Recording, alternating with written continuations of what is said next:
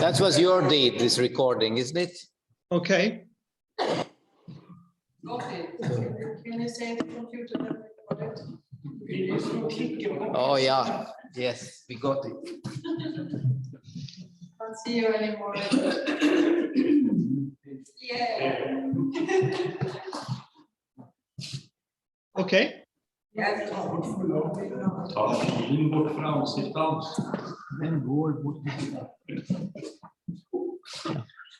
Yes. All right.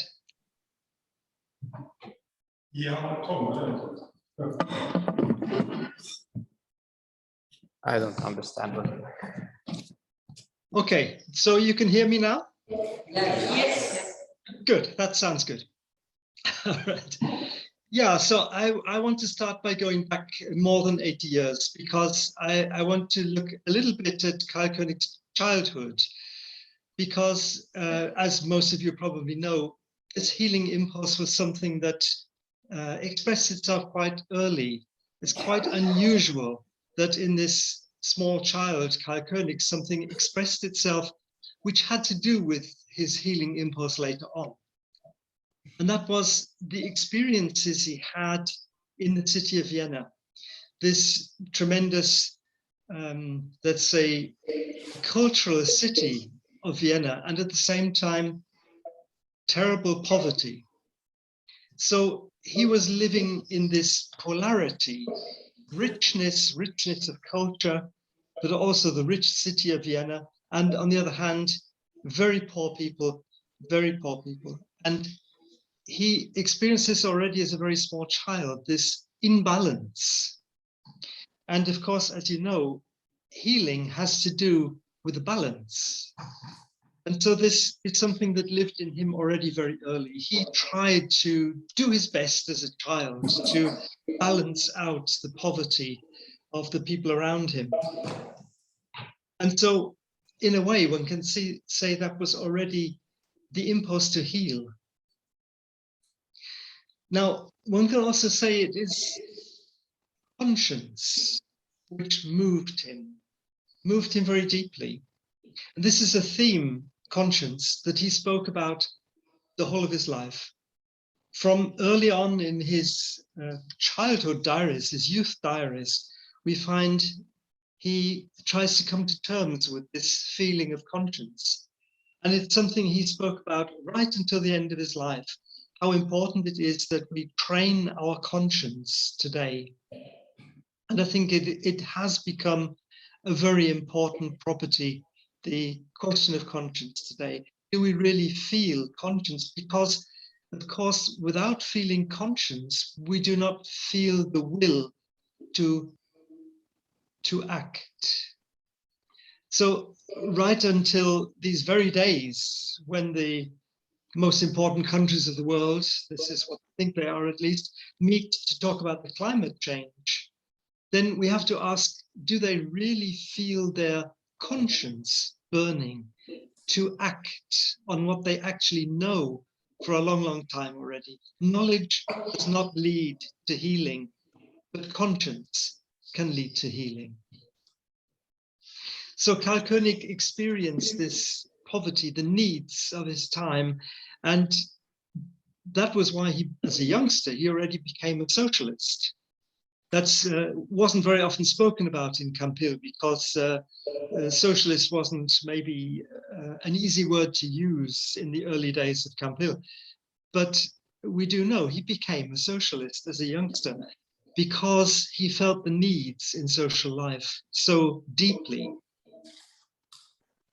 Many needs he experienced, and one of them was, of course, that during his youth, the First World War was playing.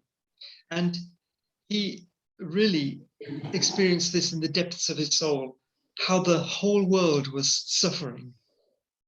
And right in the middle of this suffering of the world, he stood on the side of the street as the last emperor of Austria was carried to his grave in 1916.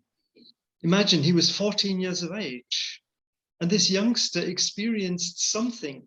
I'm sure he wasn't really conscious what it was, but he knew he was experiencing something of utmost importance, that this very special country, this country that was put together from so many different folk spirits, so many different languages and cultures, that actually this life of the Austro-Hungarian Empire was already ending.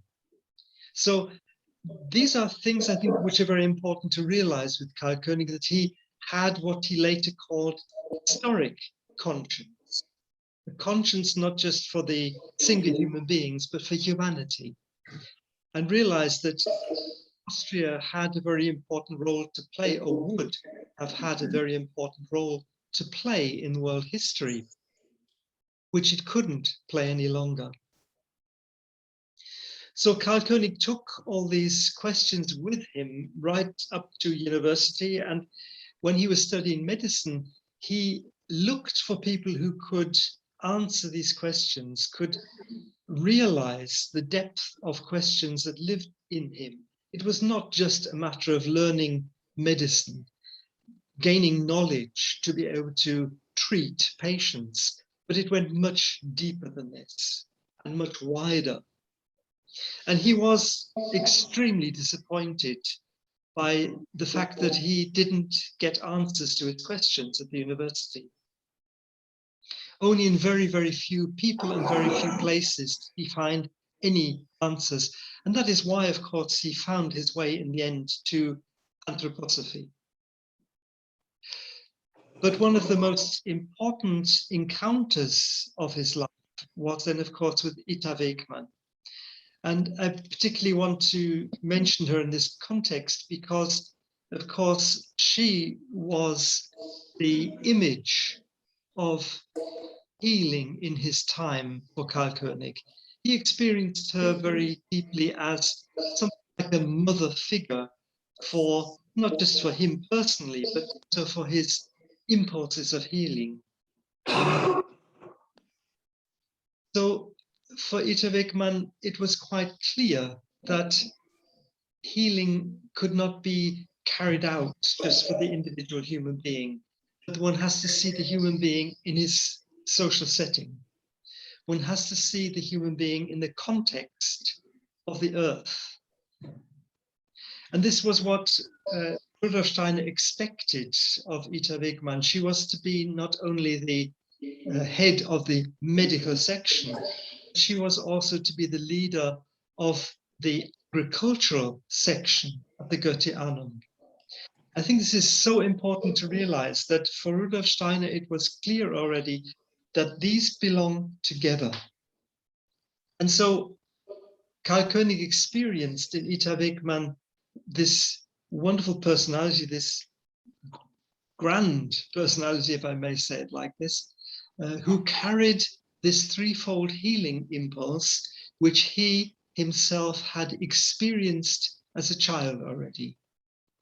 And now he sees it in her, the will to heal the human being, the will to see this healing or create this healing within the social context and within the context of the earth.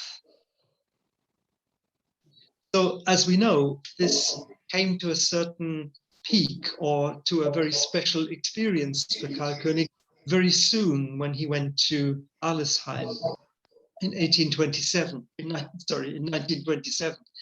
when he experienced the Advent, the first Advent Sunday, and the Advent garden, the candles, which I'm sure you all know. But we have to realize that something rose in his soul on that day, which on the one hand made him sure this was the goal of his life. This was the direction his life should take. It touched his will so deeply. And on the other hand, it became an image. And I think this is important to see. It became such a strong image for him, this, which he spoke about later quite often, the candle on the hill. This candle in the middle of the moss garden on the 1st of Advent became an image for what he wanted so dearly as a healing impulse. And of course, he was not sure, he did not know what this impulse would be, what it would entail, but he did know the image, and he knew that these people with handicaps, these people with disabilities, were his friends and allies on this path of healing.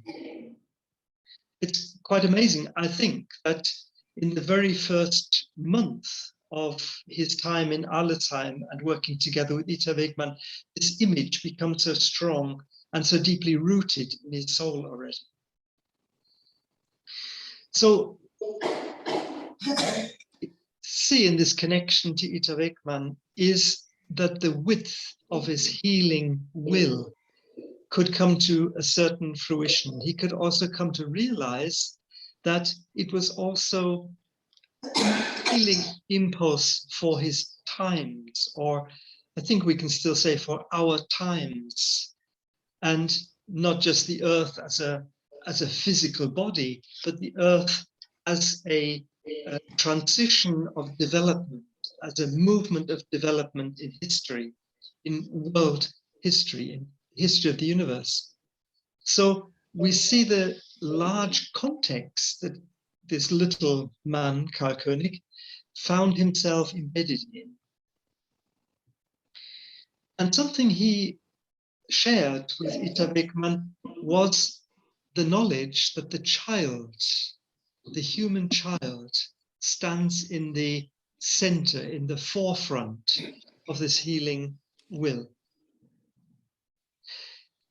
And it was a little bit later, 1933, that Ita Wegman actually very deeply wanted to start evacuation of children from Central Europe, because she realized how difficult life was going to become for all human beings. But she wanted to evacuate children, particularly from Germany, but from the rest of Central Europe too.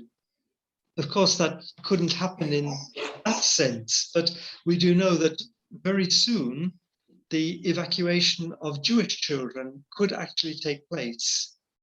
And we can assume that this was something that Ita Wegman moved, although it's not, let's say, an outer cause of the Kindertransporte, but it was this deep will to help the children that certainly on a deeper level moved the world to save Jewish children that were then evacuated, particularly to Britain, to America, some, and to other countries.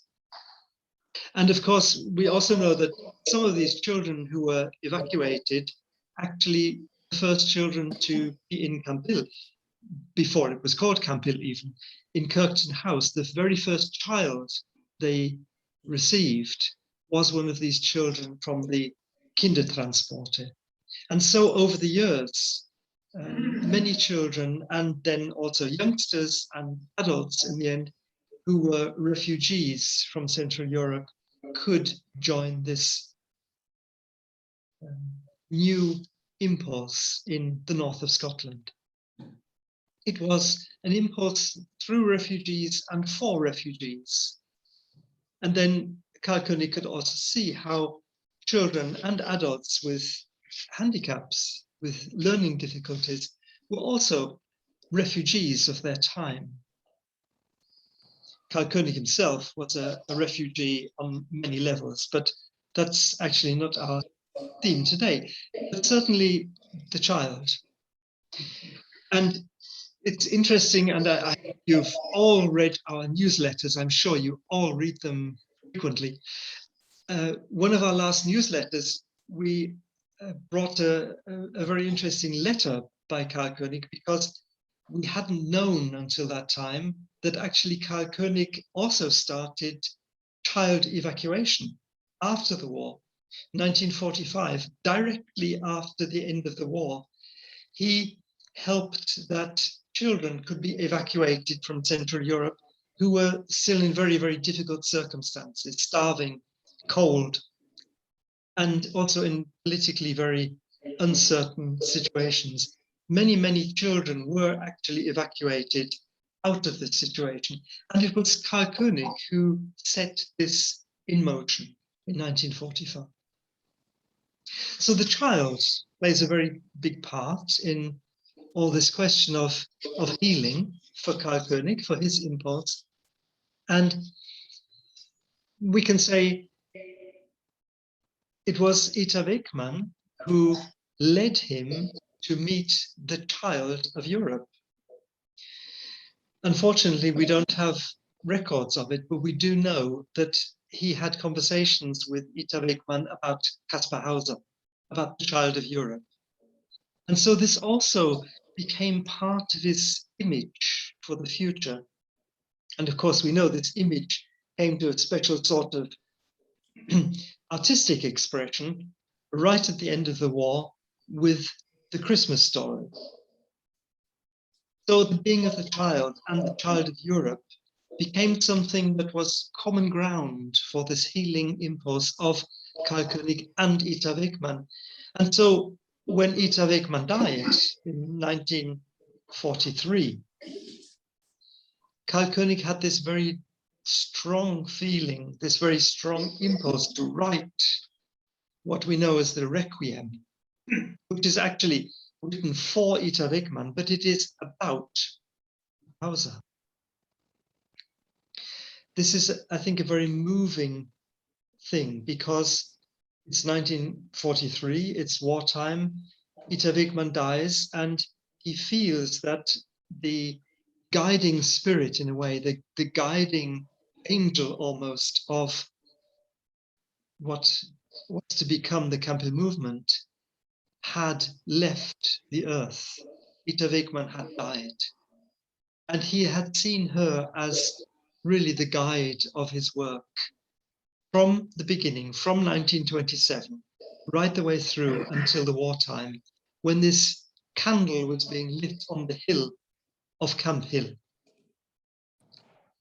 Of course, one couldn't have lights on in those days, so one had to have a candle and darken the windows because it was wartime. So this image of the candle on the hill became the candle on the Camphill hill. That was very, very striking for Karl König, that could actually become the center of his work in Camphill. But another element that has to do with the child is, of course, what we know from the Gospels. The words of Christ that you cannot reach, you cannot find the kingdom of God, you cannot find the spiritual world unless you become like a child. This is something that it's very important, I think, in the Gospels. Maybe it hasn't been seen in its true depth yet. But we're coming to a time now in history, I think, when this becomes more and more evident, how important it is, this element of the child. Now, of course, that doesn't mean that we should become childish. And I do say that not only with tongue in cheek, but I say it because it is definitely a danger. We can be tempted to become a little bit childish. And that's not meant, of course. The child, of course, still brings an element of the spiritual world, of heavens with it. We can experience that in the eyes of the child. And our task today is to regain this connection to the spirit, to find this connection consciously, where, of course, the child has this unconsciously, subconsciously, and loses it, unfortunately, with consciousness. This is, I think, a very important fact to remember, to see that our consciousness is the reason that we lose the contact to the spiritual world. We can maybe even say more exactly, it's intellectual consciousness which cuts us from the spiritual world. what we need to find is an element of birth. So now when we go towards Christmas, we come towards Advent and can remember Karl König's experience. We can realize it is a festival of birth, but also of rebirth, finding the forces of the child in the human soul. Now, I would like to say a word still about agriculture, because I think that's very important in connection to this healing impulse. And as I said, König knew that Ita Wegman was being asked to lead the agricultural section. That actually never took place for many reasons that I won't go into now, but she never had the opportunity to lead the agricultural section of the Goethe Honor. But Karl König could take this impulse very soon from Ita Wegman, from Arlesheim to Pilgrimshain. And it's an amazing fact that actually the Pilgrimshain castle was given for the work of curative education and was at the same time an experimental farm for biodynamics. Because the von Jetze family, and maybe there are some of you there that know some of the family still, the von Jetze family who gave the castle were part of this biodynamic impulse, had been at the agricultural conference, which was not far from Pilgrimshain. So Rudolf Steiner had been to this part of the world, had set this impulse for healing of the earth into the ground of Silesia, where Karl König began, so to speak, his career, or began work which then became Camphill. So we see an impulse set into the earth by Rudolf Steiner. What was this impulse? I would like to remind you that he was asked about the fruitfulness of the earth, the fertility of the earth, because in the beginning of the 20th century and right up until the 20s of the 20th century, it was a very, very important question. One knew that the earth was no longer fertile enough to nourish humanity. And of course, in the 20s, there were people going hungry already in Central Europe because the crops were failing. And so Rudolf Steiner was asked to set a healing impulse for the fertility, for the life forces of the earth in 1924-25 in Silesia. Now, we have to see, of course, that just prior to that, while Karl König was a young person in Vienna, the invention took place during the First World War, which would change agriculture so strongly, what we know as chemical engineering.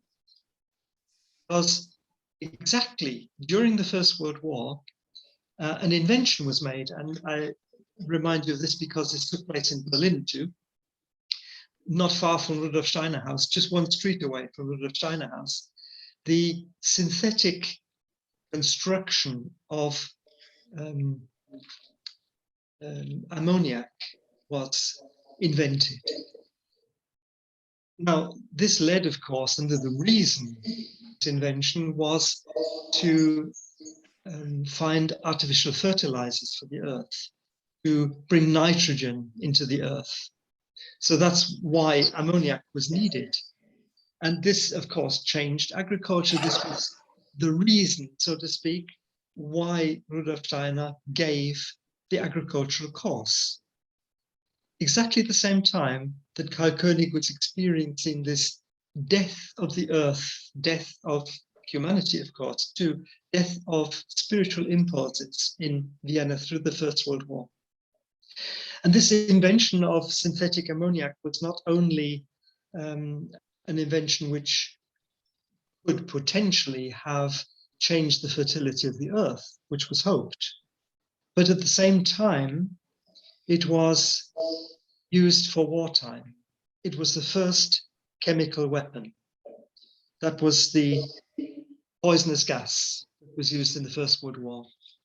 So I think this is an incredible picture to imagine just here in Berlin, that this twofold impulse was set synthetic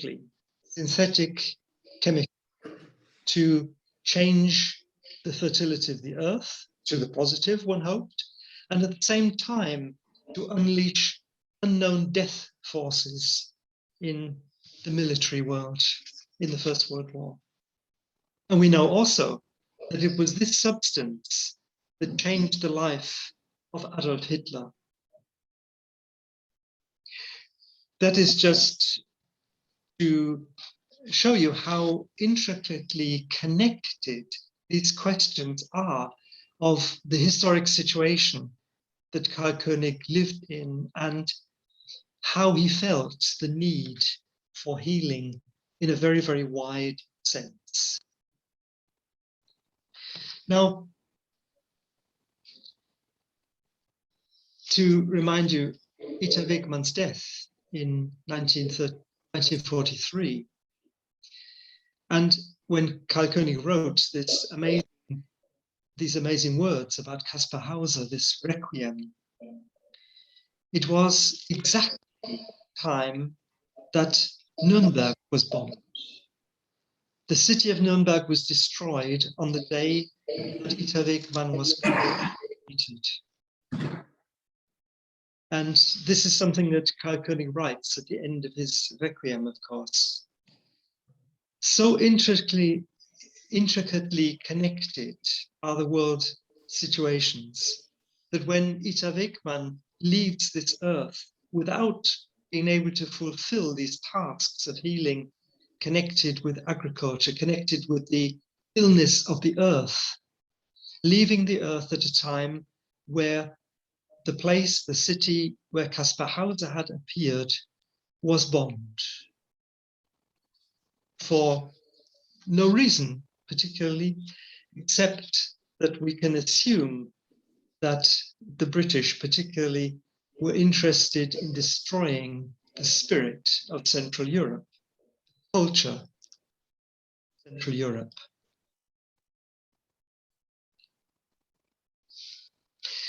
So this impulse that Karl König could experience very strongly also in Silesia and took with him into the founding of Camphill, very strongly so, was of course what you call today a reciprocal healing process, because of course the hope is to work on the earth in a healing way, but at the same time we also know to have contact to the earth is also a healing impulse, and particularly in the question of curative education, in the question of social therapy, working with the earth is the therapy to assist the individual to incarnate into this world. And this is also a very important fact today, because more and more people are severed, not just from the spirit world, but from nature and from agriculture, from the earth, from the being of the earth. I think this is important to realize when we think about this healing impulse. And of course, in the early days of Camphill, when Karl König was trying to connect these two impulses of curative education, became then social therapy too, and the farming impulse, the work on the earth.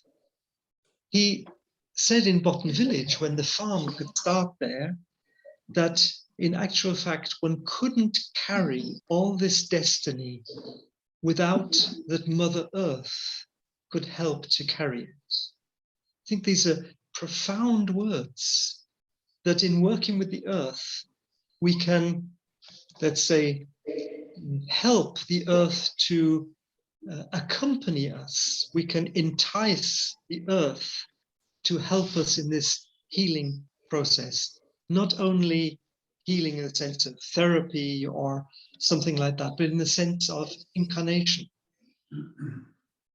in the sense of finding oneself. And just in these years, of course, this very important book was published. I'm sure you all know, Silent Spring, Rachel Carson's book, which was published in 1962, and was really the start of environmental consciousness the world over. This was the start of protest against environmental changes. It was the fight against chemical engineering in agriculture. I think that's quite amazing to realize. And what is not so widely known is that Rachel Carson took her knowledge from biodynamic farmers. So this book, which changed the way we connect to the earth, the way we connect to our environment, our times, the, so to speak, the seed for the environmental movements of today, this seed was sown out of biodynamic agriculture. And König was quite aware of this. As soon as the book was available, he, of course, always read the books immediately when they were available and expected everybody else to as well. He asked Karl Alexander Meyer to write a review about it, and you can find this review in the Cresset in 1963. And in the same Cresset where the review of Silent Spring can be found, Karl König wrote an editorial which is quite special. It's entitled Man at the Threshold. Now you see these two aspects, the earth, so to speak, at the threshold of fertility, and the human being at the threshold. This theme, this crescent, could also be written today, because we have to see how today we still stand at this threshold, but in a very endangering manner. The human race is dangling across the threshold, and the earth is no longer able to carry the human being. So what Karl König took from Silesia was this working together with the earth, a threefold healing: the healing of the human being, the healing of social life, and the healing of the earth. And this belongs intricately together. It is not possible to heal a human being without finding his social environment and his world environment. It's not possible to think about healing earth without healing society, without healing social life, and in turn, looking towards health of the human being. And of course, he knew very early, he knew from his experience in 1927 already, that people with handicaps, children with handicaps, with developmental disabilities, are our teachers in this respect, because they help us to understand these connections, and they help us to understand the human being in a true way. But not only to understand in the sense of learning, in the sense of intellectual knowledge, but learning in a very deep way, learning in the sense that these people help us to move our will. Our will is aroused by the needs of the other. And I think this is very central to understand Karl König's healing impulse, that it cannot be purely intellectual. It cannot be purely soul item. Otherwise, we could just become childish. No, it's arousing the will. So the people with severe handicaps, particularly, are leading us towards a new culture of the will. It's the question of conscience and compassion as healing elements in today's world. The healing will, not just the knowledge for healing. And this is, of course, very centrally the task of Kaspar Hauser even today, because Kaspar Hauser is the image in itself of compassion and conscience. If you read Karl König's essay from 1961 about Kaspar Hauser, you will find it leads to this question of compassion. And right around his visit in 1961 in Ansbach and in Karlsruhe, he gave this amazing series of lectures about the human conscience. So we see it's always embedded in, or let's say it's always in the light of this being of Kaspar Hauser when we look at the healing impulse of Camphill or of Karl. Together with those who are the children of Europe.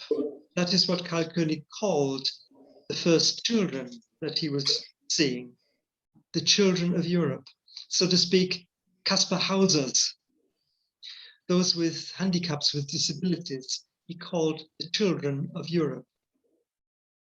Not because they're childish, but because they carry something new to lead us forwards. Like Carlo Pizza said in his play, it's a crusade of children. They are leading the way for the battle of our time, the battle for the spirit in our time.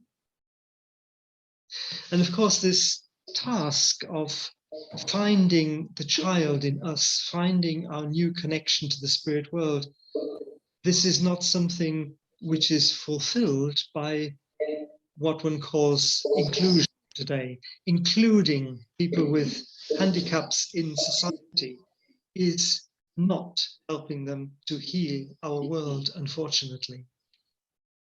We have to find new paths of inclusion. I think this is very important for the future of Camphill, to see this healing impulse, which is carried commonly, carried together with the children, with the villagers, with those we look after. We carry this impulse together, this healing impulse for the world, for our times. That has certainly not ended with the United Nations Charter. Our handicap, on the other hand, is very often our intellect, of course, because it leads us to false decisions, false judgment. It leads us to think out of the past and not out of the future. The child in us, which is to think out of the future, but the intellect forces us to think out of the past. And this is cold intellect, is without warmth. I think the child in us is this element which wants to be born out of the realm of warmth, at the realm of interest and passion. That is the realm of Kaspar Hauser. So in a way, one can say one of Karl König's most foremost tasks in healing was showing ways of healing the intellect, that we see our intellectual powers actually as a very strong handicap. We are linked to many, many people who do not have these intellectual powers and therefore can help us out of this situation of today's intellect. Through them, we do not just understand, but we experience what the task is. So curative education is experiencing where the will needs to be applied. And of course, social therapy, I always say social therapy is not a therapy for those living in social therapeutic centers or in village communities. Social therapy is a therapy for social life, full stop, or one can say for society. Karl König said it's a seed to be planted into today's society. And I think we can really say today, because the world he saw was definitely the world of today. He was very future oriented. So what did Karl König experience in the Advent Garden in 1927? I think now it's coming up to Advent time. It's November, and we transition now from this, from the darkness of November to the inner light of Advent. An incredibly important time in the year, where we are asked to look for this light and warmth in our own depths, not in the outer world. So what did Karl König experience? Surely he experienced that through the light of the Advent Garden, the individual child was able to find its own path of incarnation into this world. It was a therapy, so to speak, if one likes to call it that, for the spirit to find its path into the darkness of our world. That was the candle on the hill. I do believe that today we are still very much in need of this candle on the hill in the darkness of our times. Even if the darkness of our times seems very, very light because of the artificial light we live in. We live in very light times. Even physically, we know that the sun is lighter today than it was 80 years ago. We're living outwardly in light and inwardly so much in darkness. And have to, in a very modest fashion, important in a very modest fashion, ask how we can create this candle on the hill to invite the spirit to descend. Now that is, I showed you the letter paper of the Karl König Institute just a few minutes ago. That was for a specific reason also, because I wanted to remind you that this logo of Camphill, I like to remind people of this, the logo of Camphill is actually this event of the Advent Garden. It is the dove descending into the earthly world. That is what biodynamic agriculture is about. That is what curative education is about. And that is what König's impulse for healing was about. The question of the descent of the spirit into the darkness of our world, into the darkness of the earth, but also the darknesses of our time. We can also say the darknesses of the human soul, of course. But we also know that we do not wish to just create light on this world, but to create balance. Health is a question of balance between the light of the spirit and the darkness or the weight of the physical, of the earth. It's a question of balancing the two. So I think the logo of the Camphill movement is actually quite a wonderful sign, because this wonderful artistic balance we found there. And of course, it was the architectural element of the stairs where one needs the sense of balance. If you look in the hall in Camphill, then you will see how the wonderful sign of Camphill, this logo, sits in the above the space, the chapel, and balances the spirit with the physical world. So we see healing actually very much as a threefold impulse. And I'd just like to remind you that it is an impulse when we need to turn with our will to the spirit as the true home, the true creative space of the human being, and at the same time the source of fertility, the source of, let's say, life forces, without wanting to call it etheric forces, but that is, of course, what we mean.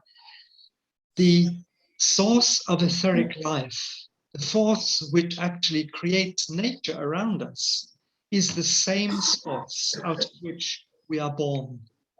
Now, this is something that Karl spoke about, wrote in his diary before he met Goethe, before he met anthroposophy. As a young man, he was already convinced that this is an important fact. We are created out of the spirit world, out of the same space nature around us is created. Of course, we know that later on, he talked very much about the animal kingdom and our brotherhood with the animal kingdom, not our descent from the animal kingdom, but brotherhood with the animal kingdom, because we originate from the same source. Our source, not the animal kingdom, but we have a common source in the spirit world. So that's the first level of healing, is turning to the spirit to find this source, these well springs of life forces. And the second level of healing is actually the question of social life. How do we as human beings enable each other to develop? Because that is, of course, we know the necessity for every child. A child cannot learn to walk and to speak and to think without other human beings. And Karl König makes quite clear that nothing in society can be created without this connection from one human being to the other. We enable each other to develop. So yes, we need to turn, of course, to the spirit. We need to create spiritual life. But at the same time, we need to create social life, because that is where these forces of the ether, the living forces, actually permeate the individual and allow the individual to develop. And the third level of healing is, of course, to turn to the earth itself. And the earth, of course, and I know this is today quite clear, the earth is not just this physical thing we stand on, the soil, the plants, the animals, but the earth includes very strongly the atmosphere around us, the spheres around the physical earth, which become less and less physical as we go outwards. We know this today, even in outer science. And we know it is of greatest importance for the question of the health of the earth and the human race today. These sheaths around the earth. And there we can particularly experience this very central element of healing that has to do with rhythm. Rhythm is the central element of healing in all levels. It's the central part of social life. The rhythm of moving towards, in a soul way, moving towards the other person. Rudolf Steiner is to sleep into the other person and to wake up in oneself. It is a rhythm, a social rhythm. The rhythm between antipathy and sympathy. The rhythm between all the polarities we live with. This is the healing element in social life. But it is also, of course, the healing element in human health altogether. That is why education, as a healing education, was created by Rudolf Steiner completely out of the being of rhythm. All of education is rhythm. It has very little to do with the intellect, but has to do with the rhythm of waking and sleeping and so on and so forth. So I would like to just go into a last phase of my talk so we can get into conversation and remind you that if we look back 80 years to this impulse that Karl König took to Scotland, then we have to see how, and I like to remind people of this, that actually the women started the work. They started the work in Kirkton, and particularly they started the work in Camphill. The women were the founders of Camphill. The men were in the prison of war camp. They were interned, as one says, alien enemies. Very strange. But there we see something very particular, because while the women were creating the outer life, they created one can say the sheaths around the outer life, creating the rhythms too. At that time, the men were creating the inner impulse at the Isle of Man. Strangely, it's also called the Isle of Man. Why wasn't the Isle of Woman, but there we are. And on this Isle of Man, we find again, in 3 levels, Karl König creating something which could be the life flow of Camphill, the rhythms of Camphill. And one thing was, of course, the Bible, the realization that religious life needs to be founded very deeply and created out of our connection to the Gospels, created in a rhythmical way every Saturday. It's the rhythm which is so important. How the being of Christ is connected to our earthly world through the rhythms. We know this, of course, from the foundation stone. Christ being lives in the rhythms around the world, in these spheres around the world that have, of course, very centrally to do with our question of climate today. That is where the Christ being lives.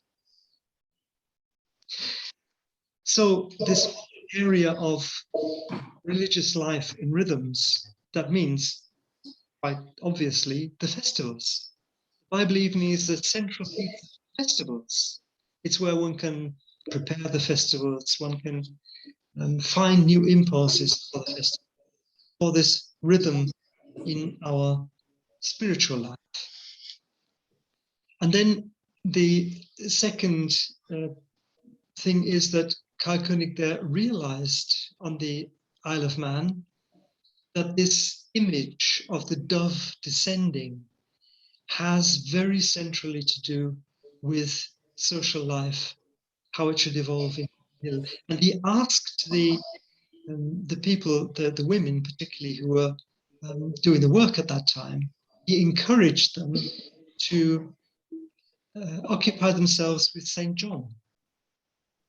Because this element of baptism, the dove descending into the earthly world, was going to be so central for what was to become the healing of social life.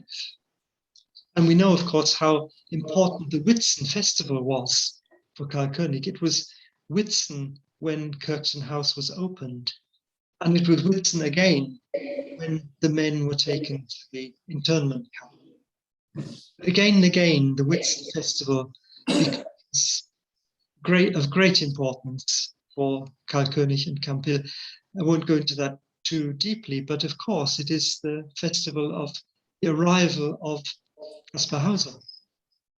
It is, one likes, the birth of Caspar Hauser into outer society. Of course, he was born at Michaelmas.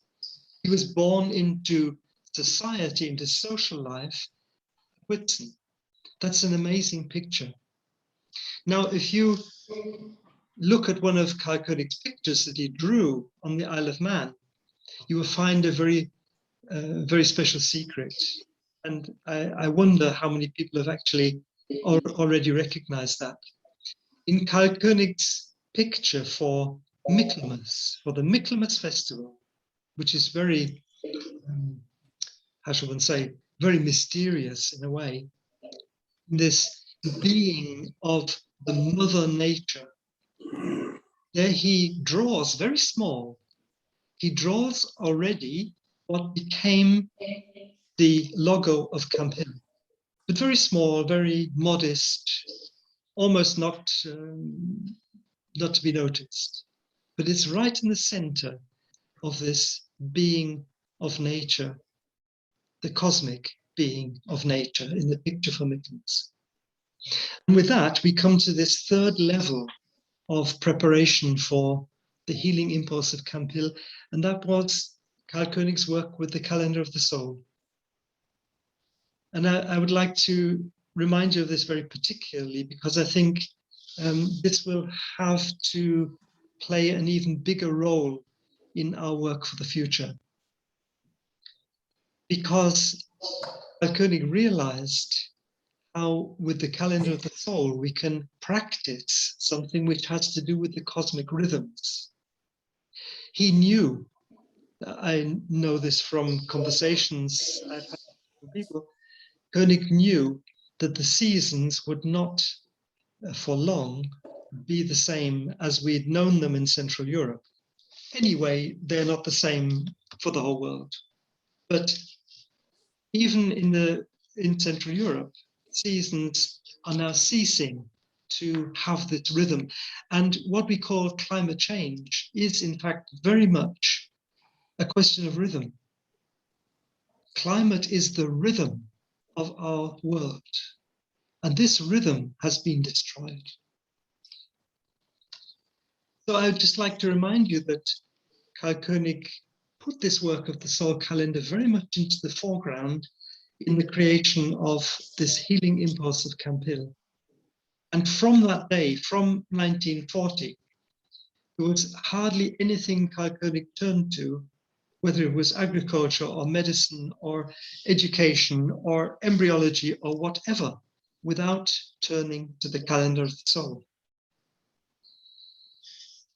So I would like to actually finish with something which is much older than 80 years. It goes back to Karl König's time in Silesia.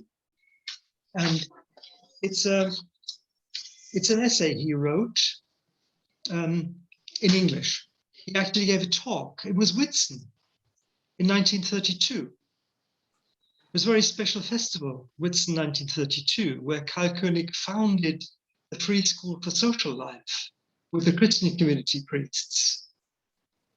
And in Pilgrimshain, he gave a talk. And this talk is, I think, very, very pertinent for the questions of our time today. So I'll just read you a bit out of this. It's an essay in English, but it was a talk he gave in. If we now realize that we have practically lost sight of the way in which our life is bound up with the seasons, we shall see why it is that we can no longer recognize the power and necessity of the great festivals of the year. Those, however, who live with children soon become aware that these seasonal festivals are necessities of life to the child, without which it can hardly exist. We live in different times now, of course. It is really an offense against the being of the child. One could almost say with Feuerbach, a crime against the soul of man. It is an offense against the being of the child to deprive it of any real experience of the festivals, and thus to let him grow up as foolish as we are ourselves in this respect. If we no longer believe that these festivals are necessities of our own being, we shall naturally find it impossible to accept the idea festivals are not only necessary to our own being, but to the life of the earth itself, and to the great breathing process of the earth. This is, I think, amazing that Karl König said this, Whitsun, 1932. And it could be so exactly said for the situation of our time today, because that is the great healing question of our time. How can we heal the human being? How can we become human beings? How can we heal society in order to the process of. And a bit later on this sentence comes, I would like to read you this one sentence still.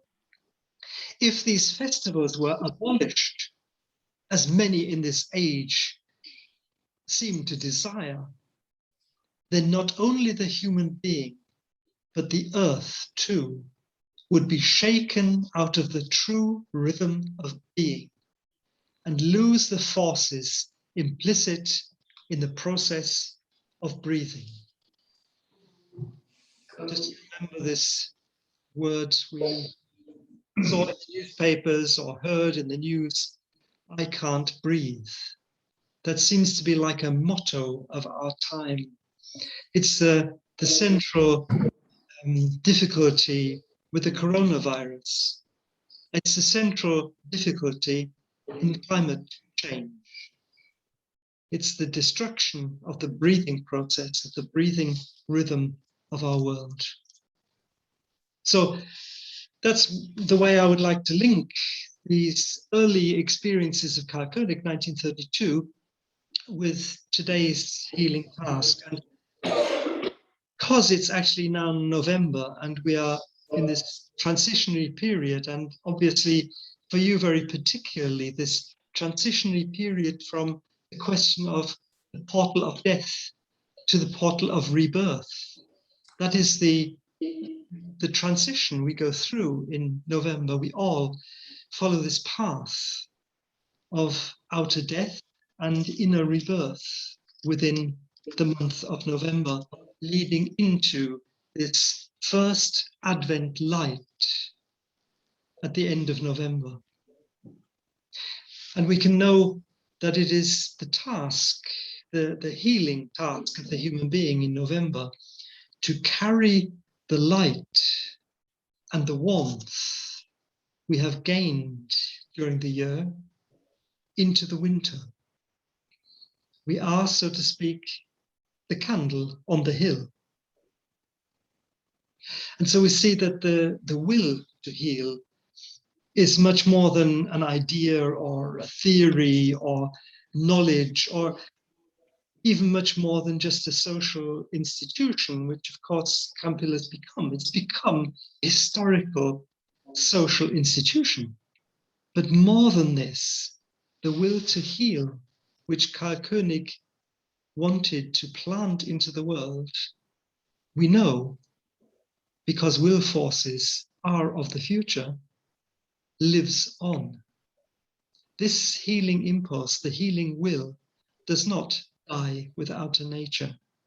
It lives on. And in the same way, I believe, we can see how these etheric forces of the healing impulse of Camphill still live and still ask us to unite ourselves, unite our own will with this spirit will.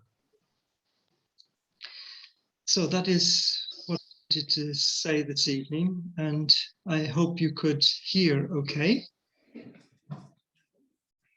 Everything all right?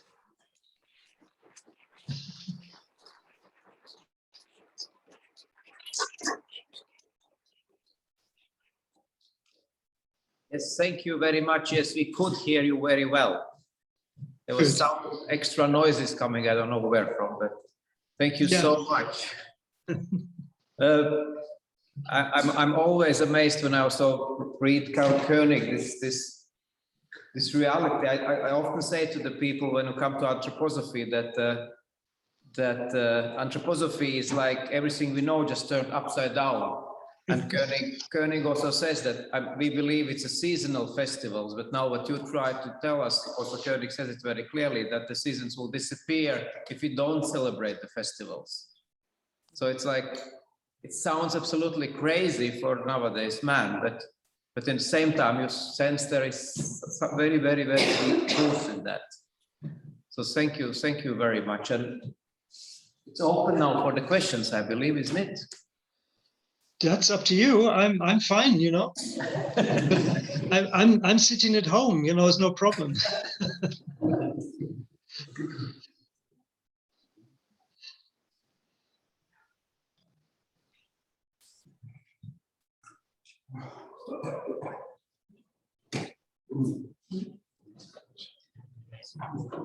We're contemplating.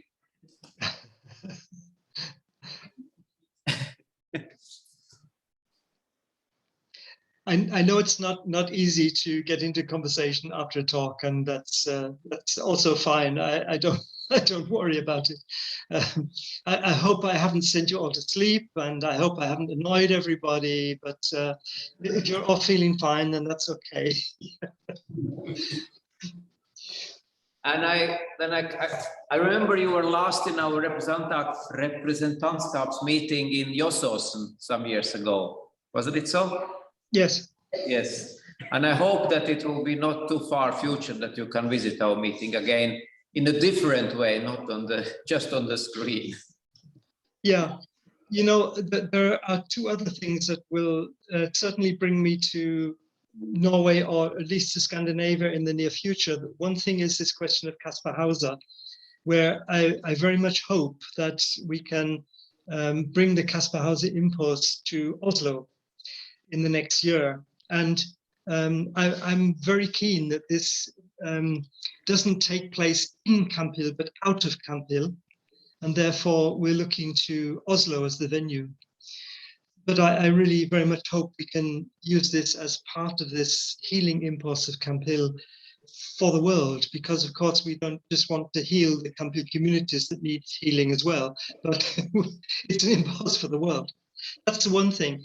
And the other thing we've just started very strongly here in Berlin is the question of climate change. We just had this international climate conference in Berlin, and that was also quite consciously in Rudolf Steiner House in Berlin and not in Camphill, to include also other people. And we saw, I think, also very strongly that the Camphill impulse, if we understand Karl König correctly, is also an impulse for the climate. So I do hope that this will also come as a theme in Scandinavia. At the moment, we're actually looking to using the conference center in Järna for a big climate conference out of the Camphill impulse in the near future. So yes, I would very much like to be with you all wherever. I'd like to be in Norway, no question. But I would also like to invite you to support these initiatives, which will not take place in Camphill, out of Camphill. Thank you so much.